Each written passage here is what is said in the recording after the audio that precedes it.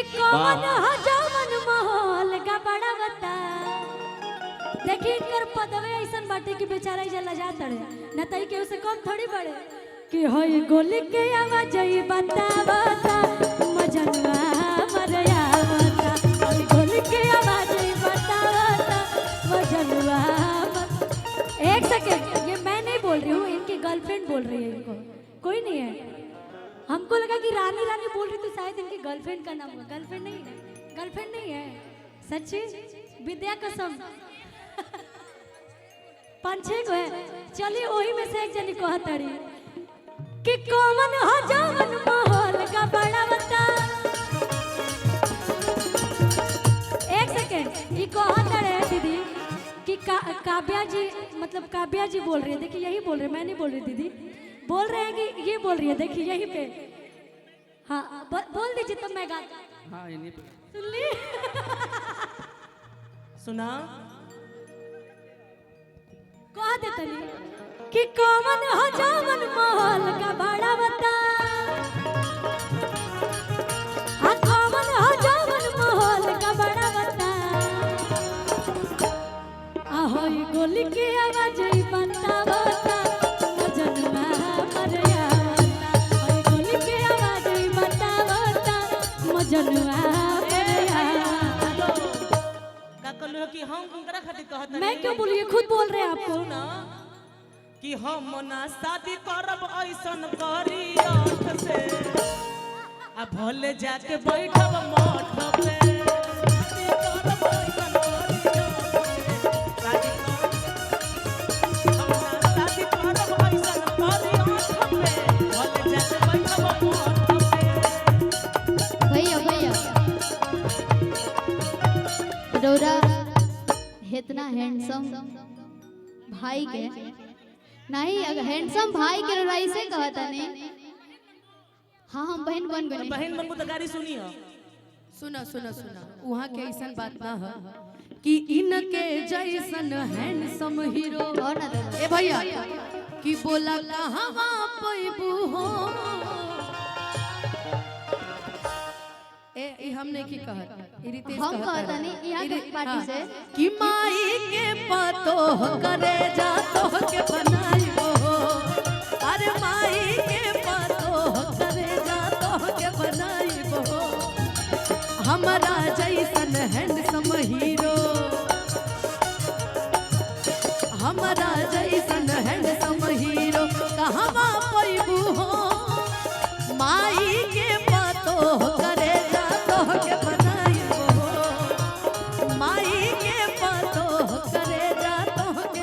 ए भैया हम एगो शिवानी बात कहो। तहार बारी बा, अब तू गवा, हमनी के नीचे बैठे भैया संबोधित करी है। हाँ तू कि तो भगवे करबा।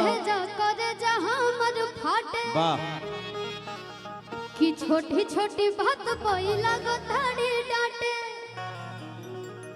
और इतना काहे गुस्सा करत नहीं है जे भैया कि हितवा रे हितवा हितवा रे हितवा लगन में बहिता हर खेल की तो कितवा लगन में बहिता हर खेल की तो कितवा।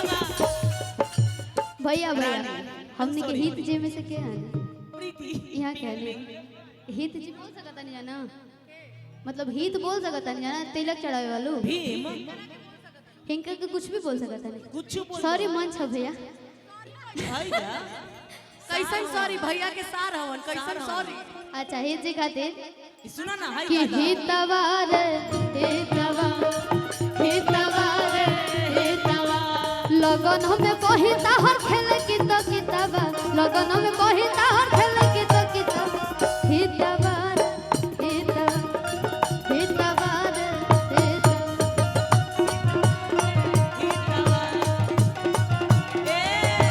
अच्छा काव्या दी बोला बोला सबे बोला कह दिया तो हमरो पहले दया आत रहे, लेकिन हम दया नहीं किया हम कहा सब लोग मिल के कह रहे थे, थोड़ा हमको दया आ गया था। लेकिन भाई एकता में ताकत होला, अकेले हम मैंने से हो जाए तो लहल के पिसाई हो कि लाल मारा चाहिए हो लहल के पिसाई।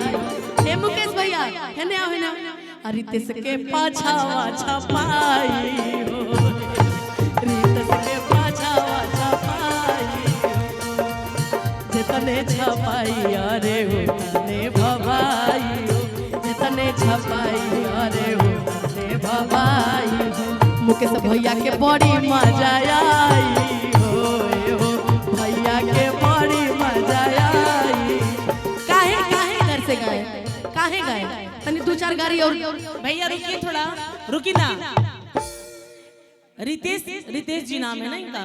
कि अतनिता किला अतनिता का देवलिया पक्का लिखल बा, तनिता किला अतनिता का देवलिया पक्का लिखल बा, तनिता किला।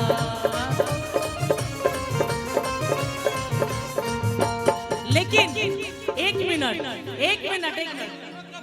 सुनिए ना कि तू पकड़ल नसबंदी में, तार खेत पकड़ाइल चकबंदी में, तार पहिना निकली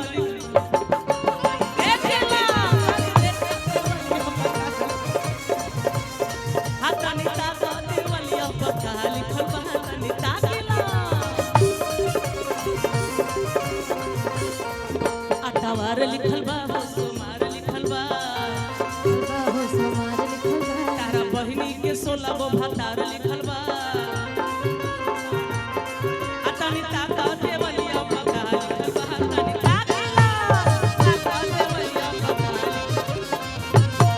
तनिता का देवलिया पक्का लिखल बा, तनिता किला।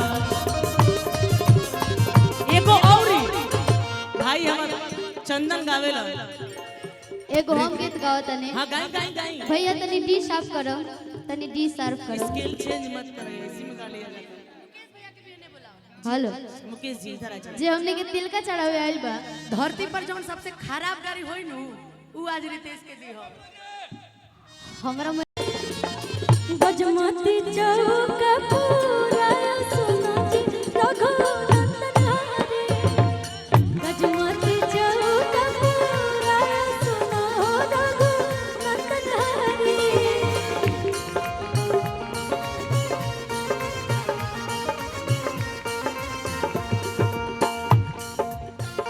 लेकिन सुनी, हेलो भैया, ई तिलक कहाँ से आइल बा? तिलक आइल कहाँ से बा? दीघा घाटे से आइल बा, दीघा हाट। अरे वाह, कौन सा इसके लिए भैया? सी करिए आप, सी करिए। हाँ कि सुनीला की दीघा में बड़े बड़े लोग होला, है ना? शिवानी जी को माइक दीजिए, हम लोग मिलकर क्या है, आप भी रहिए। क्यों नहीं शिवानी। अनुपमा जी, सुनीला की दीघा में बड़े बड़े लोग होला, आए जा भड़ुवन से भरल बाया गनावा, आए सिया राम के भजो।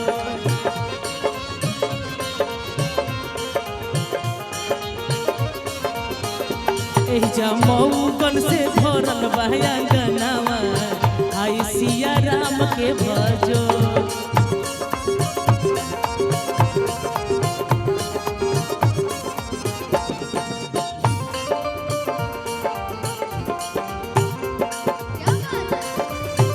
भैया रुको, रितेश कहाँ हवन? रितेश नहीं है। कि लाल मर चाई हल हल के पिसाई हो, कि लाल मर चाई हल हल के पिसाई हो। ए मुकेश भैया एने आई, रानी खातिर एगो गाना गाया तनी हो। हाँ अच्छा सब लोग कहता है रानी रानी, लेकिन रानी जी बानी कहाँ? रानी कहाँ गई? इधर इधर इधर इधर आओ। यार आप ऐसे रानी रानी कहोगे तो बहुत बहुत प्रणाम। डीले थोड़ा कम कर दीजिए। ए रानी इधर आओ, जल्दी आओ।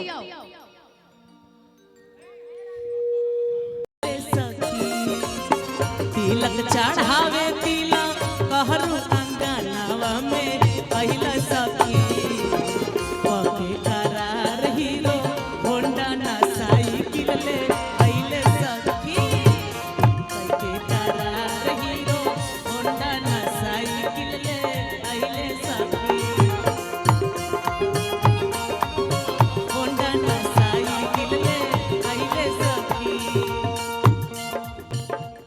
कि मैं हरदिया दुबा तरना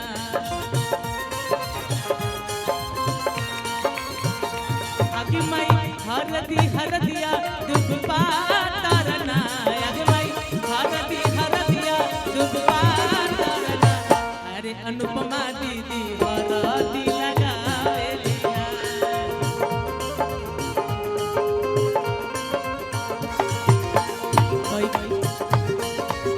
हेलो एक गाना भैया भैया हमार मुकेश भैया के आज स्किल सी कर दीजिए तिलक चढ़ गई तो बहुत खुशी के बाद बा बहुत बहुत सारा शुभकामना बा और भी बात बहुत सारा बोले को हम बात में बोलब लेकिन एक लाइन कह दे नहीं ठीक तो था ये सी करा दीजिए कर दीजिएगा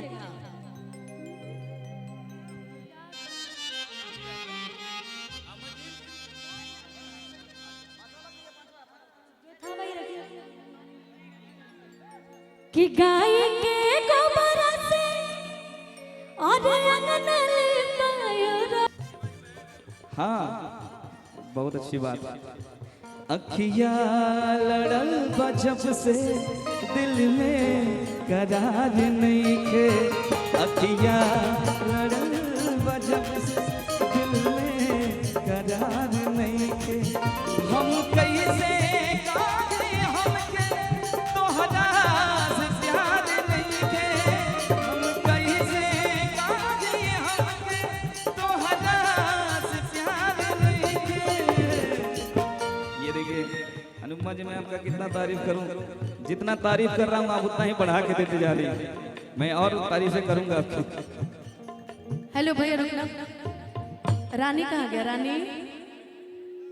रानी कहाँ है रितेश जी उर्फ रानी जी कहाँ है रितेश जी साले साहब हमारे मुकेश भैया के साले साहब जहाँ कहीं भी हो आप प्लीज मंच पे आ जाइए वरना पता नहीं क्यों हमें गाली देने पड़ेगी आपको। कहाँ है रानी जी आजा मैं चाहूंगी ना कि ये काव्या आई है काव्या हमारे भैया के सार हवन रितेश जी उर्फ रानी जी कहाँ गए ने हाँ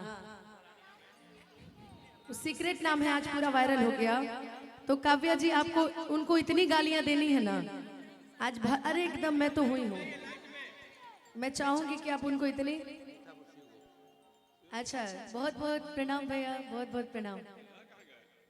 मैं चाहूंगी कि रानी जी जहां कहीं भी हो वो मंच के पास आने की कृपा करें तो ज्यादा बेटर रहेगा। और मैं चाहूंगी प्रशांत जी एक तिलक का कोई गीत हो जाए भैया के लिए उसके बाद काव्या जी भी हैं सभी गाएंगे एक तिलक का गीत हो जाए दिखा दीजिए ना भैया माइनर कहाँ काव्या जी कि भैया के चमचमा और चमके लीला रे आजू तिलक चढ़ी। अब यहाँ इतने सारे कलाकार आए हो वहां तो यही होना है कि गह गह करे पूरा अंगना दुआर आजू तिलक चढ़ी।